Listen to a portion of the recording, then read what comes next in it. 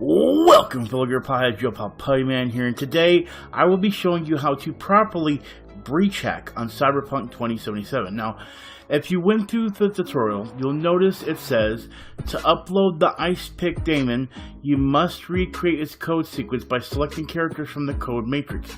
The characters that you will select will be visible in the buffer. You can see the buffer right above here on the top, and then of course the matrix is these numbers and letters here, and the sequence you need is to the right here.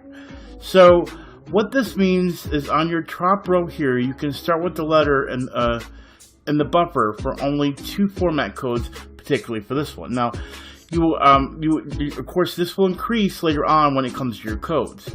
But what happens if the string isn't correct, in the beginning? Well, simply use one path to create another path. So, for example, for this code, I needed 1C, then 55. So, there's only one option of 1C here, but if you take that same path of 1C and then go to BD, you'll notice in your buffer above that you still have room for 5 other places to reset a longer path. So, then if you put 1C beside BD and then go up to 55, you'll still be completing the same path, which was originally from 1C to 55. So, even if you have to take a different path, you'll be fine. Now, later in the game, you will find multiple sets of numbers and letters.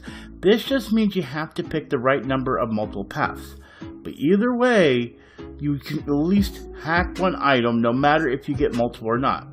For example, here we have 1C to BD. But as I type these in the first hack succeeds, the second one fails, and the third one is still available. Now, I didn't continue the path correctly, but if I continued with 5, and 1C, then I would have succeeded with the third hack.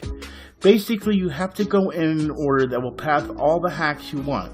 Sometimes you may get all, but sometimes you can only get multiples if the paths correspond to each other, just like the 1C did for this one. And there you have it. All it is corresponding with the data mine that you want to pick in your hack, and then putting it to the right one when it comes to the code, right beside the data mine. Honestly, it'll take time to learn, but as long as you know that you always start from the top and work your way down and then around, you can be successful at hacking on Cyberpunk 2077. And there you have it.